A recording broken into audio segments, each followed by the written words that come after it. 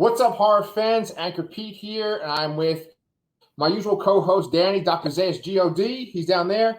And then today we have a special guest. We have Brian, who is my friend from the Ramblings from the Rod Pod show. And today we have a special subject to talk about. We're talking about video games that are based on horror movies and other video games that are inspired by horror movies. So are you guys ready to jump into this? Let's do it. Nice. The reason why I decided to do this show is because in my YouTube feed, I saw a commercial for a Predator game. And I was like, that looks amazing. And it turns out it came out like last year. So I thought it was like new.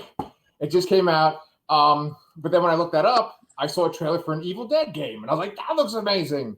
And they announced that like a couple of months ago. So I figured that we could start off by talking about Evil Dead, the game. Danny, since you're not like really that much of a video game guy, what would you enjoy doing if you could play a Evil Dead game? Like, what would you be into? I mean, to me, whenever you're talking about horror video games, there's always two ways to go. You either want to play as the heroes fighting the evil forces, or you want to be able to play as the evil forces going after the heroes. I remember like they made a Jaws game a few years ago where you got to play as the shark, and that was like the big hook to it was you didn't have to kill the shark, you got to eat the people. Awesome. And I love that idea. And I was watching a few other YouTube videos about the new Evil Dead the game, which is coming out in 2021, and they mentioned that is going to be one of the play abilities. You're going to be able to get possessed by a Kandarian demon and go after Ash and Kelly and Pablo and all the characters. And then you, of course, can play as the heroes. So, yeah, that would be something I'd be like. It's one of those things where you get to play the game, and then you get to, if you beat it, you get to play it in a completely different way. And it adds length to the gameplay, which is always something a video game strives to do. Cool. Well, Brian, so has there been an Evil Dead game prior to this? Yes. Glad you asked that. This is actually, I think, the fourth Evil Dead video game that's been released. Okay. It started out with Evil Dead Fistful of Boomstick, and then there was Evil Dead Regeneration, and what was the third one? That's the more recent one too. I don't remember. This is the fourth game. And what I like about this game is that I feel like it's taking a lot of inspiration from one of my favorite horror games of all time, Left 4 Dead. Left 4 Dead is a zombie game where it's a co-op, basically shooter survival kind of thing. So they kind of throw you in these little generic horror scenarios, and you'd have to get through these waves of enemies. But there are also these like special zombies too, and then you also get to play as those zombies as well if you play in multiplayer. So I'm super excited for this because I love Evil Dead. It's my favorite horror franchise. Danny probably knows way more about it than I do, even though I said that. But yeah, just putting that game scenario, with those characters and that theme, I'm very excited for it. Cool. When did that Left 4 Dead game come out? It was early 2000. So there was two of those, and they kind of went dormant. They were in like the Xbox 360 and PS3 era. And there's actually a new one coming out by the developers that's not connected, but it's the same game type, which I'm also pumped for. Nice. So did like video games like evolve? Because it does seem to me that like in the past, I don't know, decade, maybe shorter, they've really pumped up the amount of horror video games.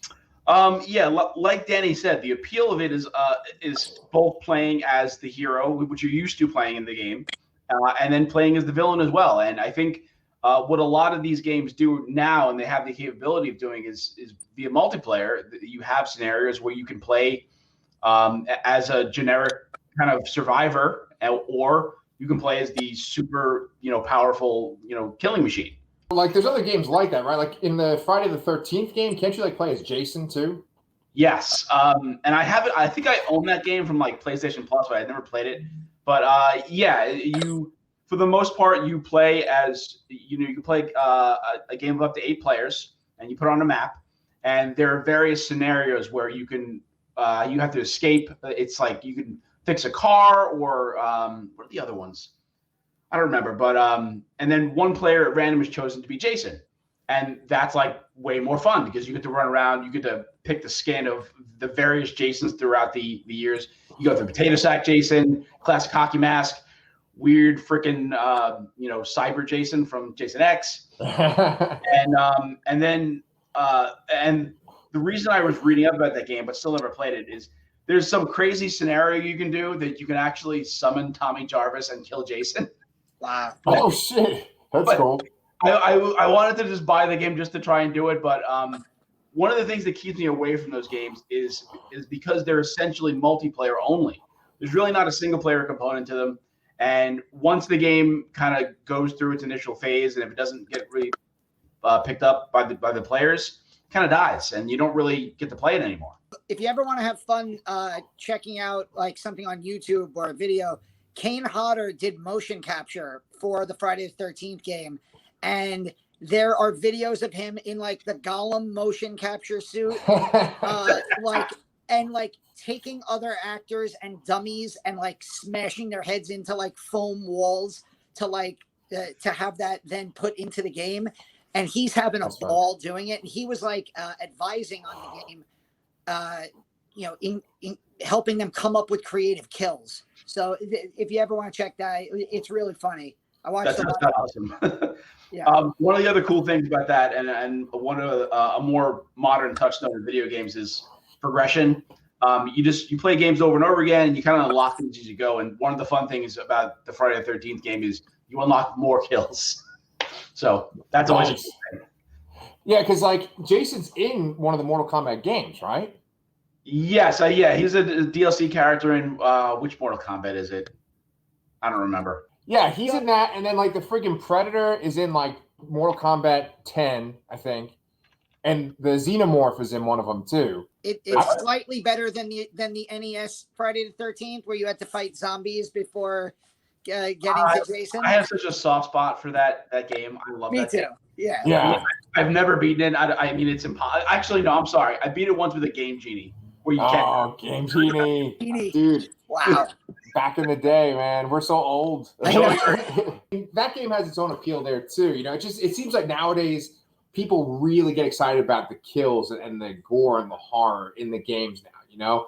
And I've seen like the fatalities and stuff in like the Mortal Kombat games, like things that Jason can do. And I've seen videos like what you're talking about, Danny. Not the Kane Hodder one, but they just have videos on YouTube where it just shows Jason killing people in the game for like 10 minutes straight. And it's like real disturbing shit, you know? I used to play a lot of video games when I was younger. I just don't anymore.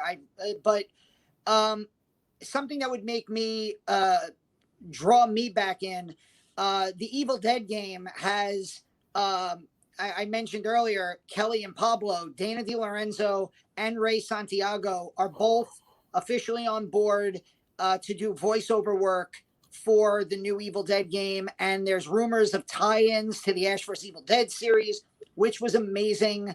That's not a rumor. The game will draw from all three movies and the series. Yeah. And it has Campbell, too. I mean. Well, of course. Yeah, so I'm still hoping for tie-ins. So if I can get a video game tie-in with Ash vs. Evil Dead, and we got Dana DiLorenzo and Ray Santiago there, I'll be a happy guy also. Yeah, I only have an Xbox 360, so I don't really have exposure to these awesome games. But I love what I've seen for like some of the adaptations of stuff that I have been a fan of my whole life. Like when I saw that Predator trailer, I was like, holy shit, that looks just like Dutch. Arnold Schwarzenegger is in the game. And then for the Alien game, I've always wanted to play Alien Isolation because I think it captures the feeling of the original Alien movie. That game was like a perfect storm of like greatness. It is both a great game to play and also has a great narrative to it too. You actually play. I guess it's not officially or a canon or anything like that, but you play as Ripley's daughter. And it takes place between Alien and Aliens, and she's trying to find out what happened to her mother after they lost contact with the Nostromo. Cool. So it's like that game is also different because most of the games we've been talking about are action or survival horror. I mean, sorry, they're mostly action-related games or multiplayer games. This is a survival horror game. So, there's some combat, but not much. And honestly, most of the time, you're just hiding from the alien.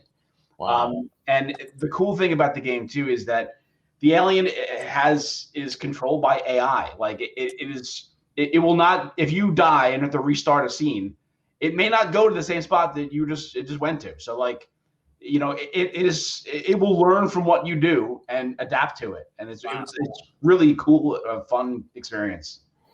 I just saw for the first time last year the uncut special edition with like the 20 minutes of bonus features, where there's the scene where Ripley is told when she, because when she goes to sleep at the end of Alien, she is found in space, and it's like 100 years later, almost 100 years later in Aliens. Right. And there's a cut scene where you find out that her daughter lived a full life and obviously died of old age at like, the age of 80. And she's like heartbroken. And that is, once you know that, that's kind of what makes you fall in love with her relationship with Newt so much more in the film. That's right. But, now that Brian mentioned that, it does kind of fit perfectly, because her daughter would have an entire lifetime to search for her mother and maybe encounter aliens while Ripley's floating out in space. Resident Evil, even though it started out as a video game, has become a whole franchise of movies too. And so like the games themselves are so like, they're just straight up horror. And Brian, let me ask you this. Like, do you think that the games do a better job with horror than the actual movies do? For Resident Evil? Yeah. Oh, 100% the That's like a real stupid question, right? Yeah. Resident Evil did take like a little bit of an action turn around 5 and 6. Maybe even 4 too, you can kind of count, but there was still some elements of horror there. But absolutely the games, I mean, Resident Evil 7 is one of the scariest things I've ever seen in my life. Like the beginning playing the beginning of that game, I actually had to have my wife, Kristen, sit with me because I wouldn't play it by myself. I was that terrified of it. And like most things, like once you're playing it for a while, you kind of get used to it in a sense, and it's less scary. But like the beginning of it and just the idea of it, and the helplessness you have because you're just some random dude, and you don't have any weapons yet or anything, and you don't know how the enemies work or the bosses or anything. It's a fantastic game, and it's absolutely scared the crap out of me. Oh man, so the seventh one. As somebody again who is not the biggest video game person, one of my all-time favorite games, speaking of horror video games, whenever I'd go to a movie theater, and I used to work at one, House of the Dead, the stand-up, old-fashioned, put the quarters in, I love that game. And I remember going to see House of the Dead, the movie, not realizing who Yui Bowl was at the time. And that would be one of the maybe top 10 worst movies I'd ever seen in my life. Wow. But yeah, that was great. And I also, I went to see Silent Hill with my sister. Never played a Silent Hill game. My sister is 10 and a half years younger than me. So I don't know when that movie came out, but she was much younger. And I almost had to walk out of the movie theater with her because she couldn't handle the movie, Silent Hill. That movie's so fucking fucked up. Like when that guy rips the woman's skin off her body and throws it. I love it. I think it is a kick-ass horror movie. It really is. Yeah. I mean, that fucking movie traumatized me, man. I remember like kind of like that air raid kind of siren sound, and just the way the world would shift when that would happen. That's like it in the game too, right, Brian? There are sort of. There are different. There are a lot of Silent Hill games. There's like 10, I think, believe it or not. I've only played the first 4. But yeah, there are essentially areas where there are kind of more normal and spooky, but then it's like this whole twisted world thing, depending on what game you're playing. Yeah. I actually think I saw the second Silent Hill movie, and I don't remember the first one that well. The second one, it's funny because the first one's got like Sean Bean in it, and I know the lead actress is like an important actress too. Roger Mitchell. Okay, yeah, I think you're right. Yeah. And so like they're in the first one, and then the second one, like Jon Snow is the main guy, like the guy who plays Jon Snow. And it's funny because I never saw it either. But then I was like sitting in Applebee's with my family, and I was playing on the TV, and I'm like, you can't show fucking Silent Hill at Applebee's, So you prefer Resident Evil to Silent Hill though, Brian, right? It's hard to say. It's honestly, I'm wearing a Megadeth shirt. It's like comparing Metallica and Megadeth, honestly. Oh, really? Okay. Where Resident Evil is Metallica and Silent Hill is Megadeth. So, Silent Hill, it has a different appeal to it. It's a little more like creepy and a little more in the mystical sense, I guess.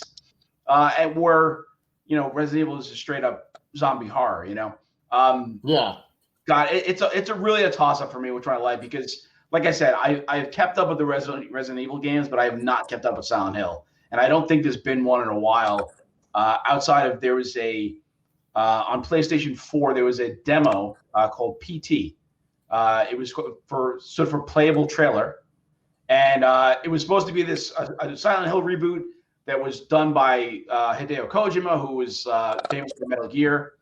And it was just the star Norman Reedus, and I'm sorry, and also they collaborated with Guillermo del Toro, which sounds like it to me is like a perfect storm of a video game. And the trailer itself is supposed to be one of the scariest things. The playable trailers would be one of the scariest things that ever been playable. Wow. I never got to play it because they took it down from the store before I had a PlayStation 4, and then it got canceled. Like you were saying that Resident Evil is like just straight up zombie horror, right? Is every game about like the whole like the Raccoon Corporation? Like I know there's one that's like in a village. Right? Okay, so it's Raccoon City and the Umbrella Corporation. Oh my God, I'm just like, sorry, oh no, let me correct you here. The first 3 games, which there are actually now remakes of the first 3 games as well. So there's like 2 versions of each game. Right. They're all very much more straight up zombies. After that, it kind of evolves because in that universe, it's a virus. And then it becomes this like parasite thing. So you get a little more body horror later on. So like, a zombie will split apart and then, like weird tentacles will shoot out of them and stuff like that. And it gets a little weird. And then the newer game, first there is Resident Evil 7. Was the one I mentioned before. There aren't zombies in it at all. I don't even know how to describe what the enemies are. You're basically up against this like hick family. Like think of like the X-Files episode Home. And those are the enemies in the game, and they will hunt you around their house, their area that you're in, and there are other creatures there, but they're like these weird blobs of something. But there aren't any zombies, and it's terrifying. And the new game, Resident Evil Village, which is Resident Evil 8, and you have that cool little VII highlighted in that to make it look like 8. That's a direct continuation of 7 with the same character. And even though all the games are connected, because there's one character, Chris Redfield, that appears in the game, who's from the original games as well. Oh, so he goes to the village and everything? But yeah, you don't play as him. But he is a character that's in the game and is part of the narrative. All right, so here's the $1 million question then, man. What's up with the tall chick? I know that like everybody on Twitter was like jerking off to the tall chick. Like, what's the deal with it? It's just a 9-foot tall vampire lady. Like that's it. It's just it's like I said, the last game didn't really have zombies, and this game seems to be going into vampires and other creatures like that. So it's just an evolution of the series. With 7 and 8, it's a first-person experience. So like you don't really see your character, you just see what they see. Yeah. And all the previous games were all third person. So it's just a different kind of beast, and it's the evolution of a series. All right, so then there is one other game that is coming out that we should kind of tie back to. We talked about Aliens a little bit before, but there is another Alien game coming that's not going to be like Alien Isolation. It's going to be like Aliens, and that's Aliens FIRETEAM, right? Yes. It actually looks really promising. There have been a lot of Alien video games in the past too. I haven't played too many of them, but I mean, Aliens in particular is just ripe and perfect for video game adaptation. And while I don't know if this has any story ties to the franchise, it's a co-op multiplayer shooter where you play as a team of 3, just fighting hordes and hordes of aliens while completing other objectives. I don't think there's any playing the aliens themselves in this game, but to me, that's actually more interesting to me because I feel like because it's a single player game that can be played cooperatively with other people, it might last a little longer and be more a little viable in the long run rather than these multiplayer games that live and die by the player base. Are there ways for you to play as like Drake and Vasquez and have that gun that goes around your body and that gun from Aliens? It's a class-based shooter. I don't think there are any characters from Aliens or anything like that.